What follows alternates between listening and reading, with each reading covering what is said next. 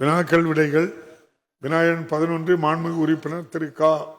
அண்ணாதுரை, மாண்புமிகு பொதுப்பணித்துறை அமைச்சர் அவர்கள்.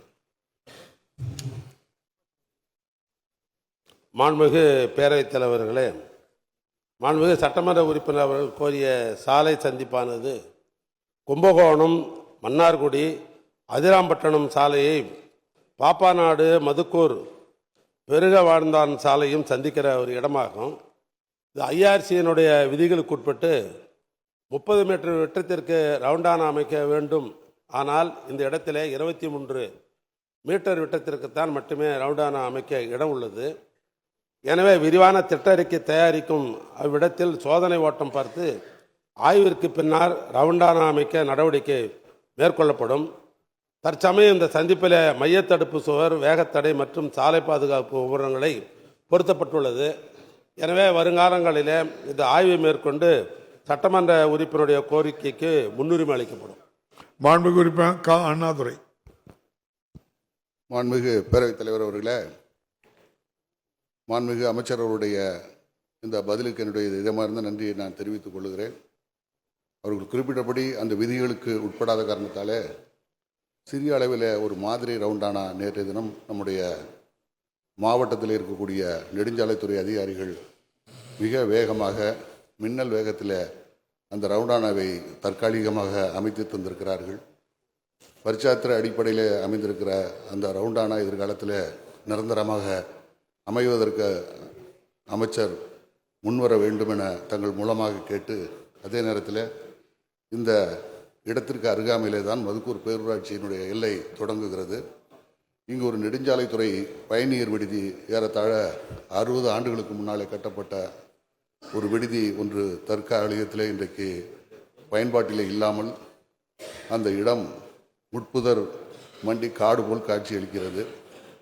இந்த மதுக்கூர் பேரூராட்சி என்பது எதிர்காலத்திலே ஒரு வட்டத்தினுடைய தலைநகராக உருவாவதற்கான வாய்ப்பு இருக்கிற காரணத்தாலே அந்த பழைய ஓட்டு கட்டிடத்தை இருக்கக்கூடிய அந்த இடத்தை ஒரு புதிய நெடுஞ்சாலைத்துறை பயணியர் விடுதி அமைவதற்கு அமைச்சர் ஆவண செய்வாரா என தங்கள் மூலம் அறிய விரும்புகிறேன். மாண்புமிகு அமைச்சர். மாண்புமிகு பேரவைத் தலைவர்களே, பொதுவாக இந்த விபத்துகளை குறைப்பதற்காக தான் இந்த ஜங்ஷன் இம்ப்ரூவ்மெண்ட் என்பதை இந்த அரசு பொறுப்பேற்ற உடனே அதற்கு முன்னுரிமை அளிக்கப்பட்டு பணிகள், சாலை சந்திப்புகளை சீரமைக்கிற பணியில் இந்த துறை ஈடுபட்டிருக்கிறது. சென்ற நிதியாண்டில் 100 கோடி ரூபாய் செலவில் ரவுண்டானாவுடன் கூடிய சாலை சந்திப்புகளை நாம் மேம்படுத்தியிருக்கிறோம். அந்த அடிப்படையில் தான் இந்த ஆண்டும் தமிழ்நாட்டில் இருக்கிற விபத்து பகுதிகளை கண்டிருந்து இந்த சாலை சந்திப்புகளில் ரவுண்டானா அமைப்பது என்பது அந்த ஐஆர்சி கைடு பிரகாரம் இந்தியன் ரோட் காங்கிரஸ் என்ற அந்த விதிகளுக்கு உட்பட்டு பணிகளை நாங்கள் மேற்கொண்டிருக்கிறோம். ஆனால் அதற்குத்தான் சட்டமன்ற உறுப்பினருக்கு முன்னுரிமை அளிக்கப்படும் என்று நான் தெரிவித்துக் கொண்டேன். அதனைத் தொடர்ந்து நெடுஞ்சாலை துறைக்கு சொந்தமான பட்டுக்கோட்டை தொகுதி மதுக்கூர் வடக்கு ஒன்றியத்தில் இருக்கிற அந்த ஆய்வு மாளிகையை அதை நீங்கள் சீர் செய்ய வேண்டும் என்று கேட்டிருக்கிறார். அது சென்ற ஆண்டே அதற்கு வேண்டிய முன்னெடுப்பு பணிகளை நாங்கள் எடுத்தோம். மதுக்கூர் 2012ஆம் ஆண்டு கஜா புயல் சேதமடைந்து அந்த மாளிகை ரொம்ப சீர்கெட்டு கிடந்தது. அதனால் 2022ஆம் ஆண்டில் அதை சீரமைத்து பயன்பாட்டுக்கு கொண்டு வந்திருக்கிறோம். சட்டமன்ற கோரிக்கையானது புது ஆய்வு மாளிகை வேண்டும் என்பது தான். ஏற்கனவே இருக்கிறத நாங்கள் ரெனோவேஷன் பண்ணி இப்போ பயன்பாட்டில் தான் இருக்கிறது. இருந்தாலும் புதிய ஒரு ஆய்வு மாளிகை வேண்டும் என்ற அடிப்படையிலே தன்னுடைய கேள்வியை கேட்டிருக்கிறார்கள். பொதுவாக நம்முடைய பொது உடைமை சித்தாந்தத்தை சேர்ந்த சட்டமன்ற உறுப்பினர் கூட பல சட்டமன்ற உறுப்பினர் தன்னுடைய தொகுதிக்கு இது போன்ற ஒரு ஆய்வு மாளிகை வேண்டும் அல்லது கெஸ்ட் ஹவுஸ் வேண்டும் என்ற ஒரு கோரிக்கையை வைத்து கொண்டிருக்கிறார்கள். ஆனால் அடுத்த நிதியாண்டிலே முதலமைச்சருடன் கலந்து பேசி இது எந்தெந்த சட்டமன்ற தொகுதிக்கெல்லாம் இந்த ஆய்வு மாளிகை, கெஸ்ட் ஹவுஸு, சர்க்கிட் ஹவுஸ் இல்லையோ அதெல்லாம் கட்டுவதற்கு ஒரு முன்மொழி ஏற்பாடு செய்து அடுத்த நிதியாண்டில் கொண்டு வருவதற்கு இந்த அரசு முயற்சி செய்யும். மாண்புமிகு உறுப்பினர் அண்ணாதுரை. மாண்புமிகு பேரவைத் தலைவர் அவர்களே, பட்டுக்கோட்டை நகரை சுற்றி 2 கட்ட புறவழிச்சாலை பணிகள் முடிவுற்று பயன்பாட்டில் உள்ளது. 3ஆம் கட்ட புறவழிச்சாலை அமைவதற்கான திட்ட மதிப்பீடு தயாரிக்கப்பட்டு அரசுக்கு அனுப்பப்பட்டுள்ளது. ஆலடிக்குமலை கிராமத்திலிருந்து நைனாங்குளம் கிராமம் வரை சுமார் 7.20 கிலோமீட்டர் வரை அமையவிருக்கும் இந்த சாலை பணியின் முதல் கட்ட நில எடுப்பிற்காக 30.60 கோடி தேவைப்படுவதாக திட்ட அறிக்கையில் குறிப்பிடப்பட்டிருக்கிறது. மாண்புமிகு அமைச்சர் அவர்களிடம் கடந்த 2-3 ஆண்டுகளாக இதற்கான நிதி ஒதுக்கீடு குறித்து வலியுறுத்தி வந்திருக்கிறேன். தற்போது பட்டுக்கோட்டையில் புதிதாக கட்டப்பட்டு விரைவில் புதிய பேருந்து நிலையத்தை எதிர்வரும் பிப்ரவரி திங்கள் 15ஆம் நாள் மாண்புமிகு நகராட்சி நிர்வாகத்துறை அமைச்சர் அவர்கள் தலைமையில் இளந்தலைவர் மாண்புமிகு துணை முதல்வர் அவர்கள் திறந்து வைக்க உள்ளார்கள்.